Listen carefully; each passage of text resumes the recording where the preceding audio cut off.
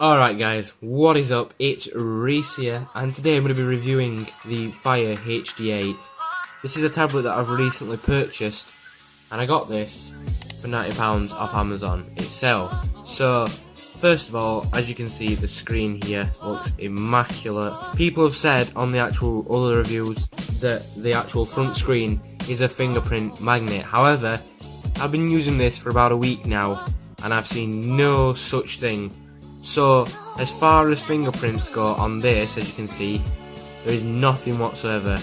However, it does after a week. It depends on how many surfaces you've actually touched. You can end up getting fingerprints on it, but not many. It is not a fingerprint magnet in any way, so do not worry about that. Second of all, if we turn it over, as you can see, I've got it in the blue colour. So as you can see, I have it in the nice blue colour here. And it says Amazon here, as you can see. It's in a nice blue colour, Amazon there yourself. And then basically what you've got on is obviously, as you can see at the side, this one here, you've got your first speaker port, and you've got your second speaker port. Basically this is where both stereo speakers are. Yeah, these are stereo speakers, so they're actually pretty good. The sound for this, I would give a definite 9.5 out of 10. However, the headphone jack does beat it. So next, I'm going to be showing you all the ports. Obviously you've got your 3.5mm headphone jack, which is located at the top right of the tablet. Now unusually these two here are the actual volume buttons. The left one is the volume down and the right is the volume up. And then you have your microphone here. This is where the actual microphone is located for calls and everything on the tablet itself. And then you have a USB-C. This is where you can actually charge the tablet, and you can connect data cables to transfer anything off it.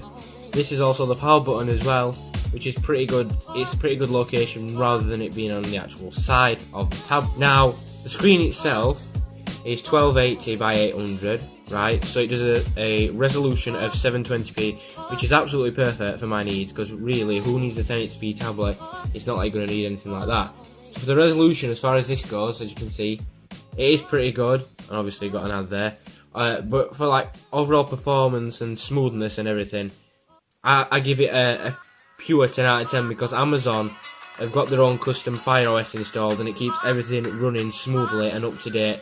There's never been any lag for me, and I've got loads of apps on this actual tablet. So my rating for the actual performance, I would give a 10 out of 10 definite. Now next, as far as storage goes on this tablet, there is an 8GB version and the 16GB version. Now the version I got is the 16GB. As you can see here, it gives you a total of 12.18GB free. Now I've already used that with most of the apps, so I've only got 7GB free.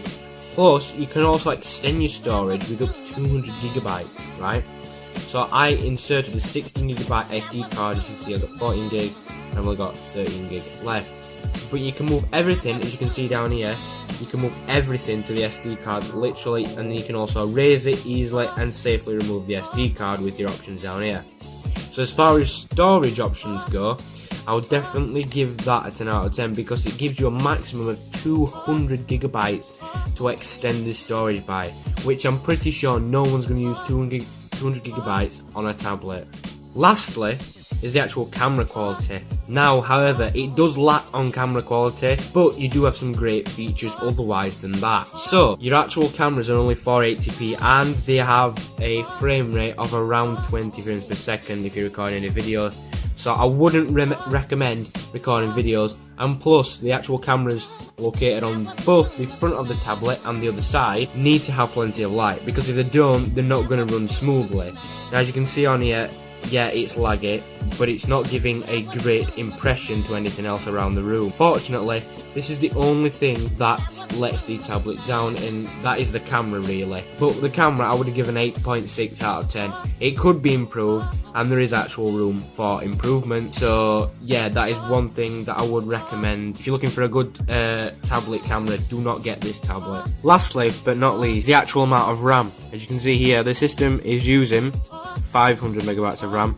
The apps are actually using 351MB, but on this tablet, right, it's got 1GB of RAM. However, because of the custom OS, it will never ever let the RAM go below this amount of free RAM. So it's always gonna have basically half gig of RAM available. And like I said, it's pretty speedy for what it is, and it's got all these processes running like Twitch, you've got Snapchat, you've got Facebook, you've got Messenger, you've got all these processes running. But the Fire OS actually handles it great for you. Like I'm pretty impressed as far as that goes. So as far as RAM goes, 9.5, and for the last feature of all is the actual power, right? So if we go back and we go to power, right, you can see it's on 94%. This was charged, right, last night, which were about 8 hours ago, something like that, right? Basically, this I've been using all day, and it's only on 94%. This has a great battery life, and as far as any battery goes, it beats my phone in every way.